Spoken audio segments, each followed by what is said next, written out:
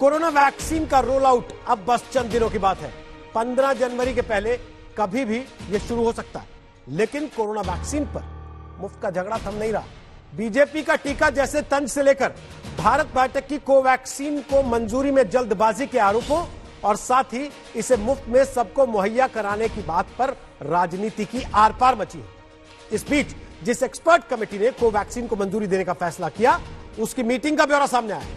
Meeting के ब्यौरे से खुलासा हुआ कि पहले एक्सपर्ट कमेटी एफिकेसी डेटा मांग रही थी, लेकिन ब्रिटेन वाले कोरोना के नए स्ट्रेन की दहशत के बीच कोवैक्सीन को इमरजेंसी इस्तेमाल की मंजूरी देने का फैसला किया गया। इसलिए आज दंगल में हमारा मुद्दा वैक्सीन पर हो रही सियासत को लेकर है। टीका जिंदगी का, डोज सियासत की। पहले रिपोर्ट देखिए, फिर बताते हैं मेहमान कौन कौन है। कोरोना के खिलाफ वैक्सीनेशन को लेकर भारत बायोटेक और सीरम इंस्टीट्यूट ने अपनी जंग खत्म कर ली, लेकिन राजनीति कहां थमती है। ये बिहार से बीजेपी विधायक संजीव चौरसिया हैं, जिन्होंने भारत बायोटेक की कोवैक्सीन ले ली है। बात एक वॉलंटियर बनने भर की होती तो क्या बात थी, लेकिन चौरसिया तो विपक्ष की राजनीति को जवाब देना चाहते हैं। विधायक से उलट राजस्थान के कांग्रेस विधायक प्रशांत बैरवा ने कोरोना टीके का बायकॉट करने का ऐलान ये कहकर किया कि ये टीका बीजेपी का है। बैरवा ये भी कह रहे हैं कि स्वदेशी की बात करने वाली बीजेपी टीके के अप्रूवल से इस पर बेनकाब हुई है। जब मरने की स्थिति होगी तब तो मैं जरूर लगवा लूंगा, मगर मेरा स्टेटमेंट जो मैंने दिया था उसका कोर था कि प्रधानमंत्री जी स्वदेशी की बात करते हैं, तो मेरा उनसे था कि जो अपने स्वदेशी साइंटिस्ट हैं, डॉक्टर्स हैं, उन्होंने भी वैक्सीन को इतिहास किया है। आई थिंक उसको प्रमोट नहीं कर रहे। बेटर ये होता कि जो इंडियन साइंटिस्ट और डॉक्टर्स हैं वो प्रमोट करते तो वैक्सीन हल्ती और मेरे हिसाब से सस्ती भी होती वो। वैक्सीन पर राजनीति की शुरुआत एसपी चीफ अखिलेश यादव के बयान से शुरू हुई थी। इसके बाद जयराम रमेश, शशि थरूर और मनीष तिवारी जैसे कांग्रेस नेताओं ने कोवैक्सीन के अप्रूवल में जल्दबाजी के आरोपों से लेकर मोदी सरकार पर क्रेडिट लूटने का आरोप लगा दिया। कोई व्यक्ति वैक्सीन नहीं लगवाएगा अगर उसकी विश्वसनीयता के ऊपर प्रश्न चिन्ह, और ये प्रश्न चिन्ह बहुत ही संजीदा जो एपिडेमोलॉजिस्ट हैं, वायरोलॉजिस्ट हैं, विशेषज्ञ हैं, ये सवाल उन्होंने उठाए और इससे भारत की अंतर्राष्ट्रीय छवि के ऊपर भी एक बहुत बड़ा प्रश्न चिन्ह लगा है। जब जनता भारतीय जनता पार्टी को जिताती है तो जनता पर भी कांग्रेस पार्टी को भरोसा नहीं होता है। वैक्सीन जब आता है तब वैक्सीन पे भरोसा नहीं होता है। जब हिंदुस्तान की जनता कोरोना वॉरियर के प्रोत्साहन के लिए ताली और थाली और दीप का सहारा लेते हुए उन्हें प्रोत्साहित करती है तो कांग्रेस पार्टी को कोरोना वॉरियर पे भरोसा नहीं होता है। आखिर कांग्रेस पार्टी का भरोसा किस पे है? बंधुगण, कांग्रेस पार्टी का एकमात्र सहारा और उनका केवल और केवल विश्वास गांधी परिवार को छोड़ के और किसी पे नहीं है। समाजवादी पार्टी या मेरा खुद का बयान किसी भी साइंटिस्ट, किसी भी वॉलंटियर जो लोग उसमें शामिल हुए हैं, चाहे वो किसी तरह के एक्सपर्ट्स हों, उन पे किसी पे सवाल नहीं है। सवाल भारतीय जनता पार्टी पर है, क्योंकि भारतीय जनता पार्टी ने जो जो फैसले लिए हैं वो फैसलों पर जनता को भरोसा नहीं है। लेकिन अखिलेश यादव इसको भाजपा का वैक्सीन बता रहे हैं, बोले नहीं लेंगे। अब देखिए भाई कौन क्या बोलता है, आपको उसमें कोई, आप तो शुरू से जानते हैं मेरी कोई दिलचस्पी नहीं है। किसी को कुछ बोलने की आदत होती है तो बोलने से वो खबर छपता है, तो इस सब के चलते लोग बोलते हैं, वो तो जिसकी जो इच्छा बोलता रहे। इस बीच राजनीति इस पर भी शुरू हुई कि क्यों नहीं कोरोना वैक्सीन मुफ्त में लगती है। वैसे वैक्सीन पर राजनीति नहीं होनी चाहिए के सिद्धांत पर सहमत होते हुए भी वैक्सीन को लेकर जुबानी जंग खत्म नहीं होती। इस बीच भारत बायोटेक की कोवैक्सीन को मंजूरी देने वाले एक्सपर्ट ग्रुप की मीटिंग के ब्यौरे से खुलासा हुआ है कि कोवैक्सीन को मंजूरी ब्रिटेन वाले स्ट्रेन के खौफ से मिली है। कोवैक्सीन को क्लिनिकल ट्रायल मोड में इमरजेंसी इस्तेमाल के लिए मंजूरी दी गई है। दिल्ली से मिलन शर्मा और जयपुर से देव अंकुर के साथ रोहित कुमार सिंह, पटना, आज तक। हम आपको बताएंगे दंगल की बहस में आज कौन कौन से मेहमान हमारे साथ हिस्सा लेने वाले हैं, लेकिन उन सब के पहले हमारे साथ एक बेहद खास मेहमान इस वक्त लाइव आ गए हैं। प्रोफेसर के विजय राघवन, जो कि प्रमुख वैज्ञानिक सलाहकार हैं भारत सरकार के। स्वागत है विजय राघवन साहब आपका आज तक पर। बड़ा सीधा सा सवाल है, क्या आपको लगता है भारत बायोटेक के वैक्सीन को जल्दबाजी में अप्रूवल दे दिया गया? वैक्सीन को लेकर जो राजनीति चल रही है उसका वैज्ञानिक विश्लेषण आप कैसे करेंगे?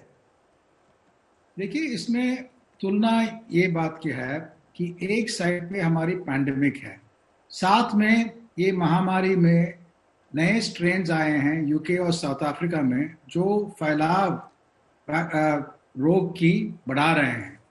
फैलाव ज्यादा जब होती है उसका मतलब यह है कि हमारा पूरा सिस्टम स्ट्रेन पे आ जाएगी। जैसे यूके में अभी देखिए फिर से लॉकडाउन आ गई और उनका पूरा नेशनल हेल्थ सिस्टम बड़ी स्ट्रेन पे है।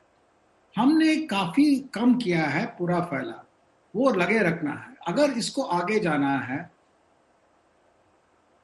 तो दूसरे साइड पे हमारे एक यंत्र है जो वैक्सीन है, जो एक कम कर सकती है। इसके लिए जितने ज्यादा वैक्सीन हमारे हाथ में हो उतना अच्छा है।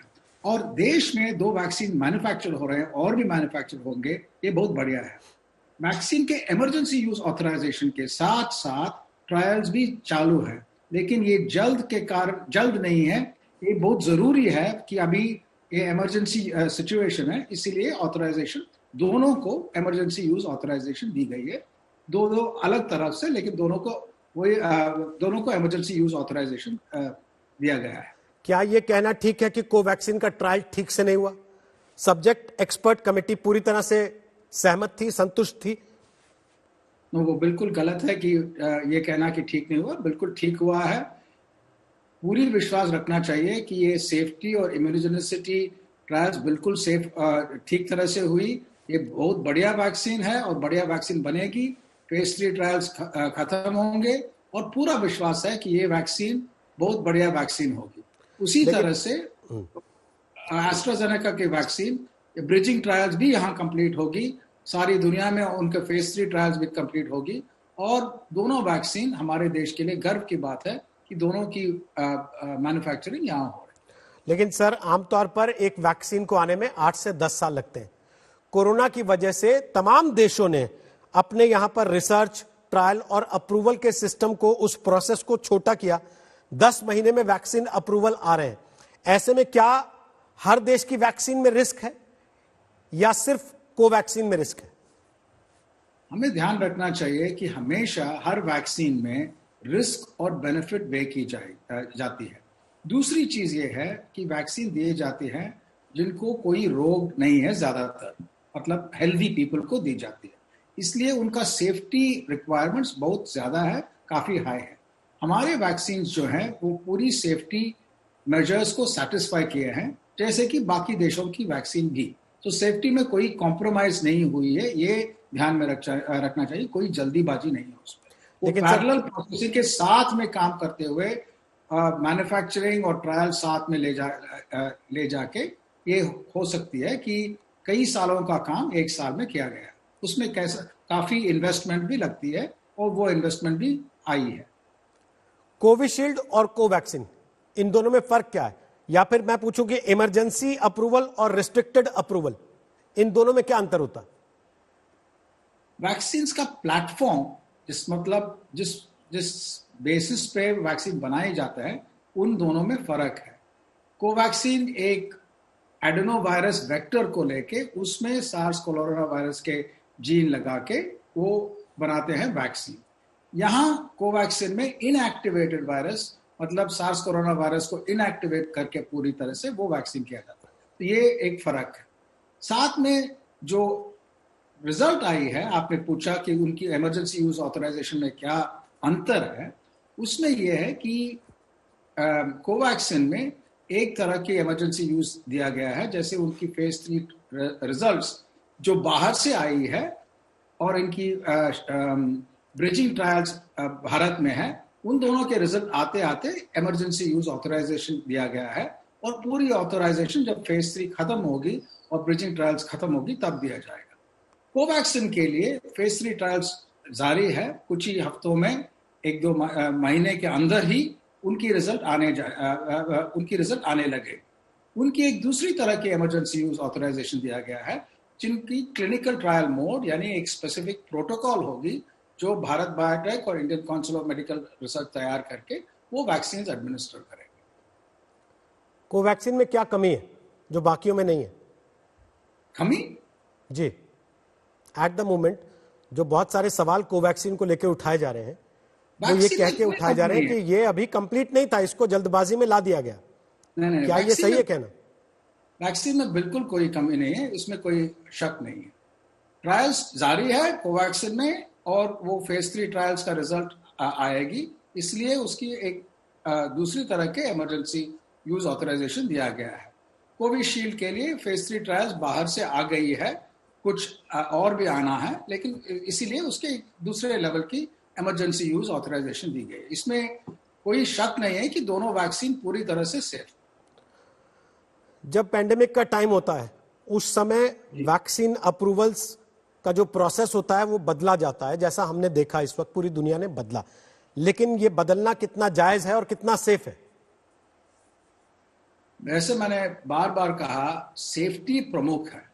सेफ्टी को कम करके हम अप्रूवल प्रोसेस फास्ट नहीं करते हैं इस तरह के पैंडेमिक में, जहां सार्स कोरोना वायरस हो। अगर कुछ और हो, जैसे मान लीजिए एबोला में, जहां डेथ का चांस बहुत ही ज्यादा हो, इससे भी बहुत ज्यादा हो, तब सेफ्टी भी कॉम्प्रोमाइज किया जा सकता है कभी कभी। यहां बिल्कुल सेफ्टी की कॉम्प्रोमाइज नहीं किया गया दोनों वैक्सीन में जो अप्रूव हुए हैं। भारत में लोगों तक वैक्सीन सही पहुंचेगी, सुरक्षित पहुंचेगी, इसको लेकर बड़े सारे सवाल हैं। खासतौर पे बनारस में साइकिल पर वैक्सीन ले जाने की जो तस्वीरें आई उसको लेके लोग ये पूछ रहे हैं भाई गांव देहात तक आप सही सलामत वैक्सीन भारत की सरकार पहुंचा भी पाएगी या नहीं? इस शक को कैसे दूर करेंगे लोगों के मन में?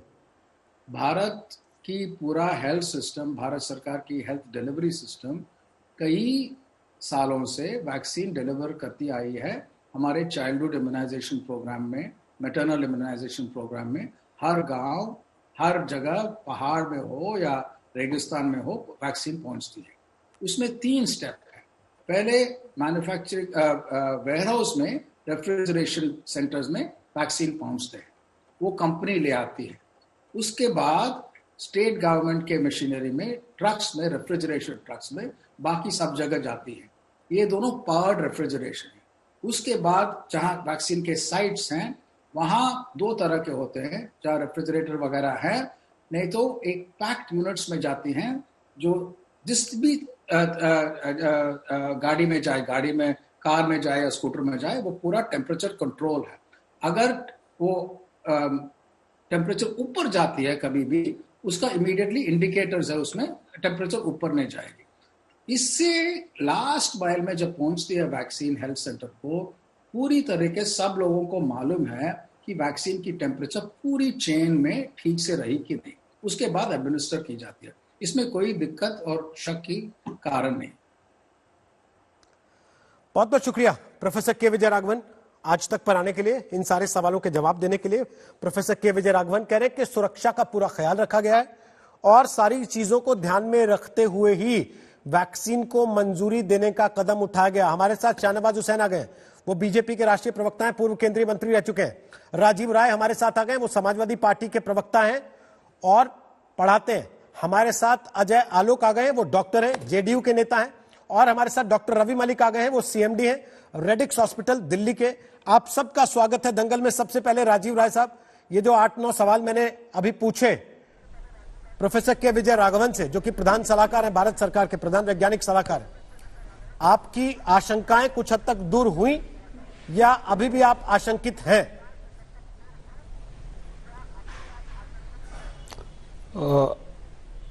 रजत जी, वैज्ञानिकों के बनाए गए प्रोटोकॉल और गाइडलाइन पर या वैज्ञानिकों के, सॉरी कोई बात नहीं, हो गया।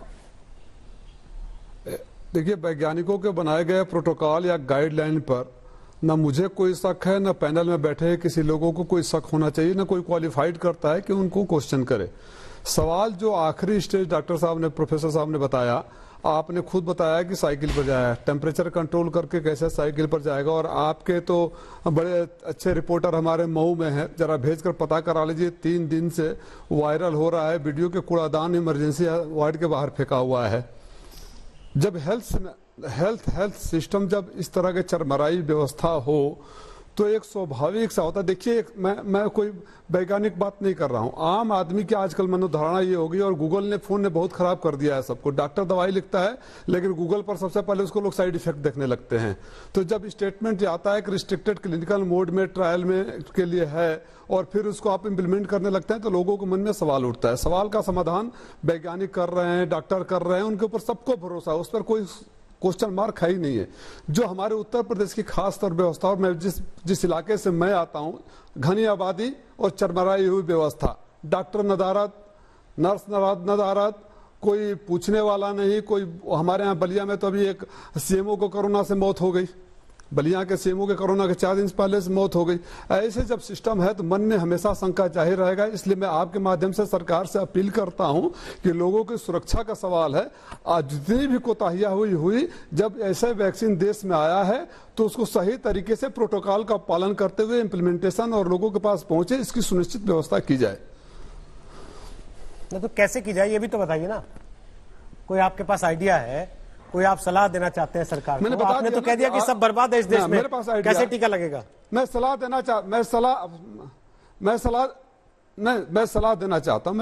चाहता हूं कि सबसे पहले आप उन सारे डॉक्टरों को आदेश करिए और कार्रवाई करिए, डीएम को दीजिए, मॉनिटरिंग करें।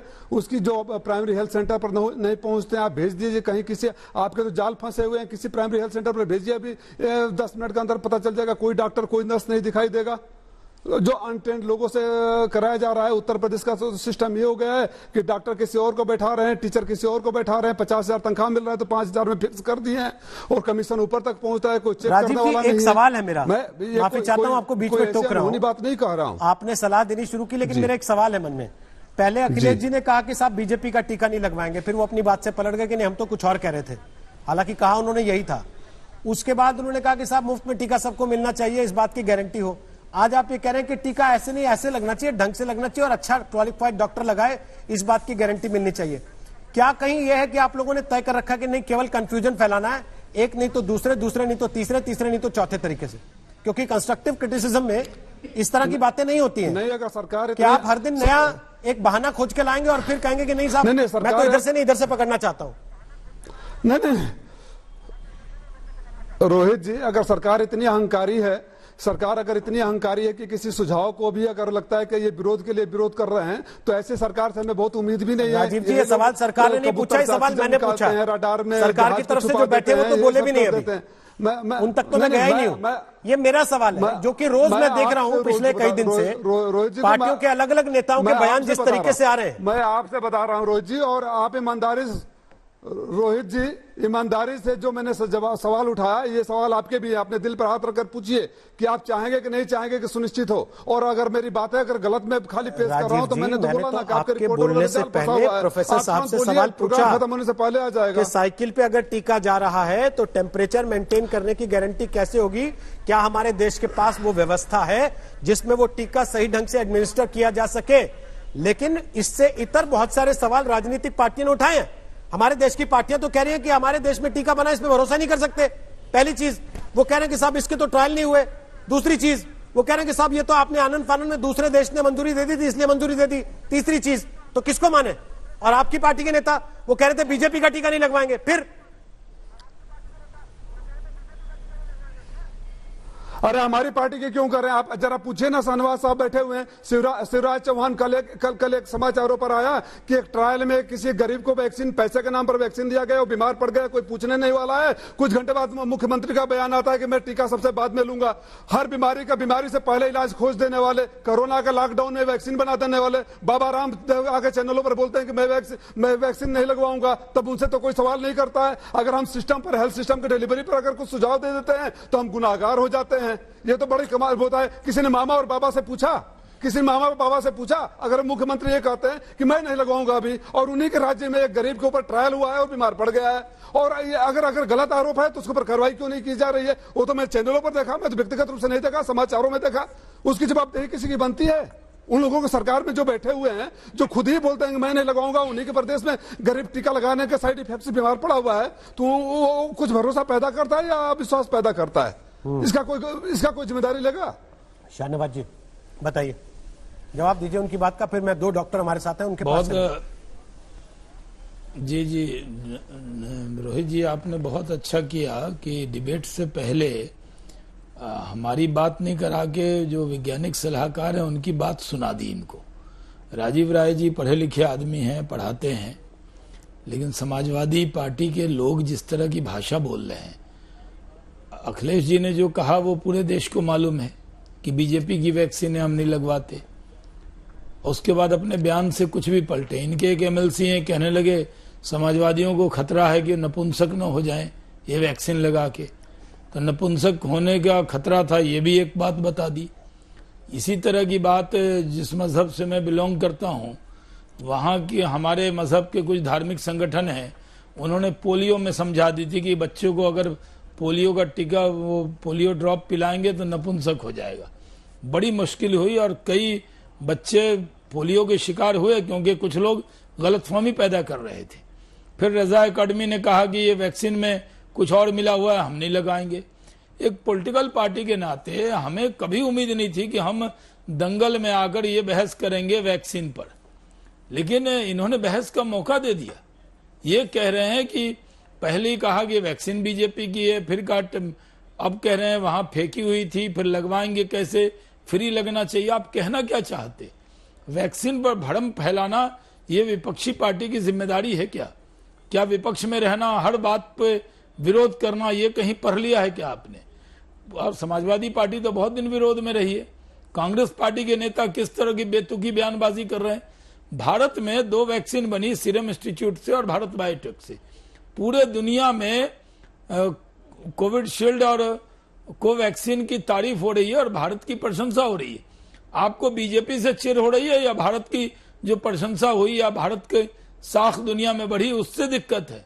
हम लोगों को इतना दुख होता है कि इस पर तो कोई चर्चा नहीं होनी चाहिए। मैं खुद रोहित जी कोविड पीड़ित रहा हूं, 22 दिन तक एम्स में एडमिट था इलेक्शन के वक्त में ही।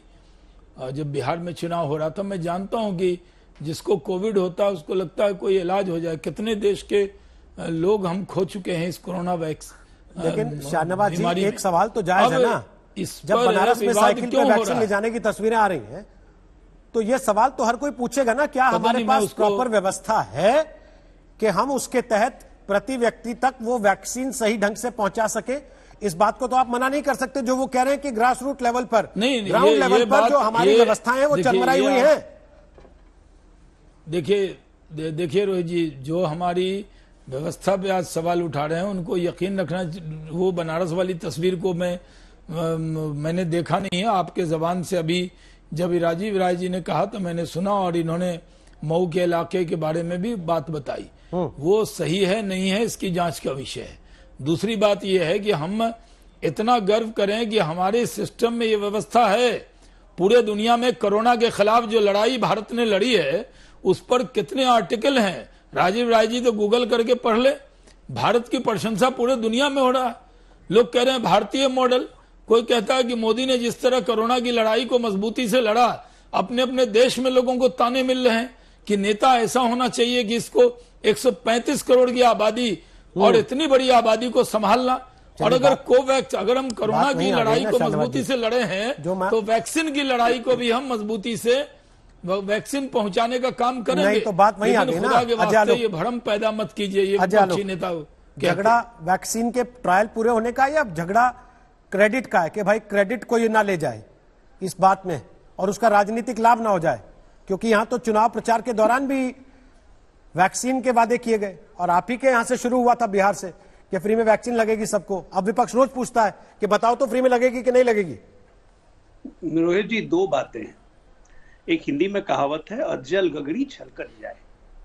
ये जितने क्लिनिकल ट्रायल और ये एफिकेसी या बाकी सब चीज का ये लोग दुहाई दे रहे हैं, आज आपके एक्सपर्ट भारत के सलाहकार जो है, वैज्ञानिक सलाहकार, उनकी बातें सुन के खुद इन लोगों को शर्म आ रही होगी। इन्होंने कहा कि जिस जनता को खतरे में डाल दिया। मनीष तिवारी कह रहे हैं विश्वसनीयता की कमी है, कौन वैक्सीन लेगा? अरे भाई साहब, वैक्सीन लेने का पहला स्टेप तो ये है कि हेल्थ वर्कर्स जैसे डॉक्टर्स, हम लोग, नर्सेस, पैरामेडिकल स्टाफ, ये लेंगे।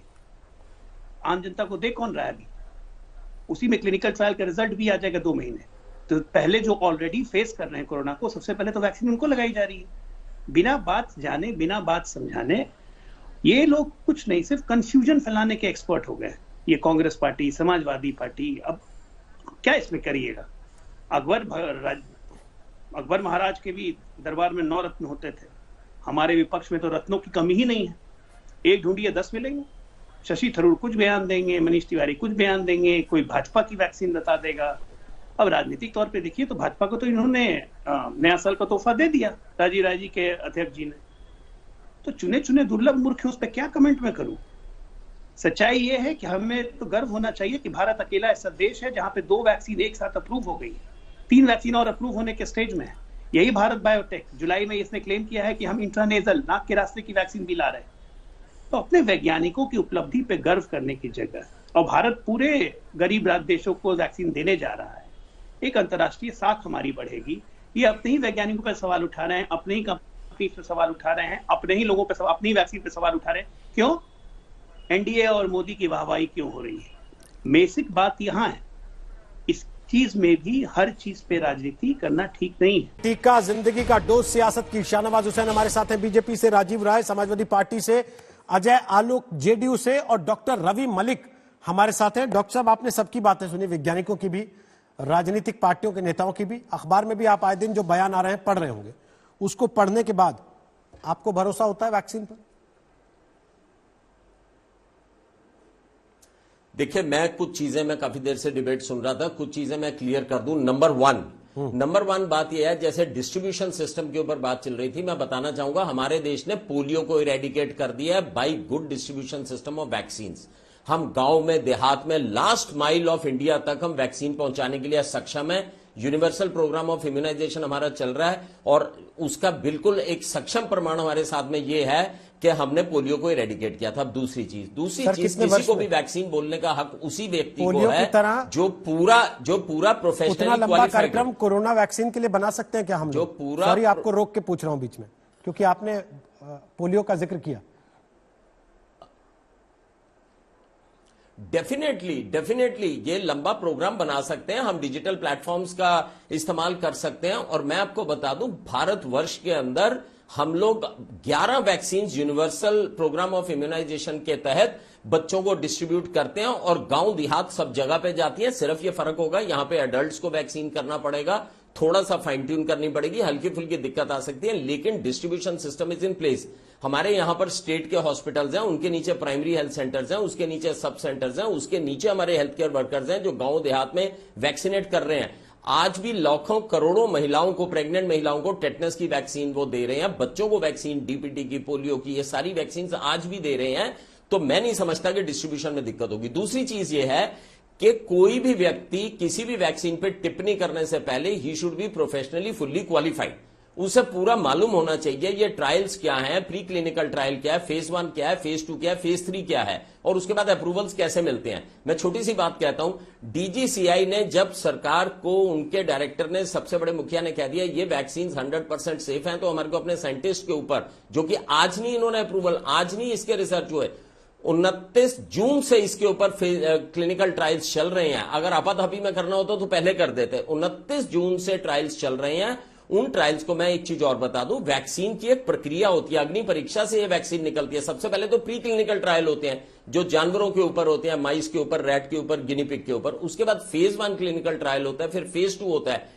फेज 1 के अंदर 150-200 लोग लिए जाते हैं, फेज 2 में 5000 के करीब लोग लिए जाते हैं, फेज 3 सीरम इंस्टीट्यूट ने जो कंप्लीट कर लिया, 26,000 लोगों को वैक्सीन लगी है। और उसके बाद भी उन्होंने अप्रूवल नहीं दिया, उसके बाद भी उन्होंने पूरा शोधकर्ताओं की पूरी रिसर्च देखी है, पूरी कमेटी बैठी है, सेंट्रल ड्रग स्टैंडर्ड कमेटी ने एक्सपर्ट्स को बिठाया और उन्होंने कहा कि ये सेफ है। इस तरह से, क्योंकि उनकी भी जिम्मेदारी है, कल को किसी को प्रॉब्लम होती है उनकी भी जिम्मेदारी है। सेफ्टी का मतलब ये नहीं है, हल्के फुल्के साइड इफेक्ट्स हो सकते हैं, लेकिन by and large it is safe. अब एक चीज और बताना चाहूंगा, इस डिबेट इनके वजह से हमारे को क्या खमियाजा भुगतना पड़ सकता है। हिंदुस्तान की 60% वैक्सीन जो वर्ल्ड में यूज होती है, हम यहां से एक्सपोर्ट करते हैं। इंटरनेशनल उसके ऊपर क्या इंपैक्ट जाएगा, उनको कॉन्फिडेंस है। विकसित देश भी हमसे वैक्सीन लेते हैं, उन्हें हमारी टेक्नोलॉजी के ऊपर भरोसा है। विकसित देश भी यहां से हमारे से वैक्सीन लेते हैं। हमारे को ये सोच समझ के ये चीज बतानी चाहिए, हमारे को अपने साइंटिस्ट पे भरोसा होना चाहिए, डॉक्टर्स पे भरोसा होना चाहिए, उन वॉलंटियर्स पे भरोसा होना चाहिए, और हमारी प्रोसेस पे भरोसा होना चाहिए 6 महीने से प्रोसेस चल रही है। इन ट्रायल्स की प्रोसेस 6 महीने पे चल रही है। और सबसे इंपॉर्टेंट चीज मैं बता दूं, एक तरफ देखिए पेंडेमिक है, आज भी 250-250 लोगों की मौत हो रही है, एक मृत्यु भी नहीं होनी चाहिए, जीरो टॉलरेंस होनी चाहिए, और उसके लिए एक ही रक्षा कवच है, वो ये वैक्सीन है, और वो भी ये इफेक्टिव वैक्सीन है which is more than 70% effective. और मैं आपकी नेशनल चैनल पे बताता हूं कि अगर फर्स्ट वैक्सीन आएगी तो हम लोग, वैसे भी जनरल पब्लिक को वैक्सीन नहीं लगेगी, सबसे पहले doctors, nurses, health care workers को लगेगी, जो कवच की तरह सामने खड़े हैं। अगर आपको अभी भी शक हो सुबह है, पहले देखिए, डॉक्टर्स लगवा रहे हैं, नर्सेज लगवा रहे हैं जो क्वालिफाइड हैं, अगर उनमें कोई रिएक्शन होता है, कुछ होता है, उसको ऑब्जर्व कीजिए। अभी तो वैक्सीन भी नहीं आई, अभी तो वो भी नहीं आया, तो उसकी इतनी लंबी छोटी डिबेट किस बात की। और इसके अलावा एक बड़ी बात वो स्वास्थ्य मंत्री क्लियर कर चुके हैं, राजीव राय, कि किसी को जबरदस्ती वैक्सीन नहीं लगाई जाएगी। तो अखिलेश जी को प्रेस कॉन्फ्रेंस करके कहने की क्या आवश्यकता है कि मैं बीजेपी की वैक्सीन नहीं लगाऊंगा? कोई टीका लेके दौड़ थोड़ी रहा उनके पीछे कि नहीं तुमको लगाएंगे ही लगाएंगे।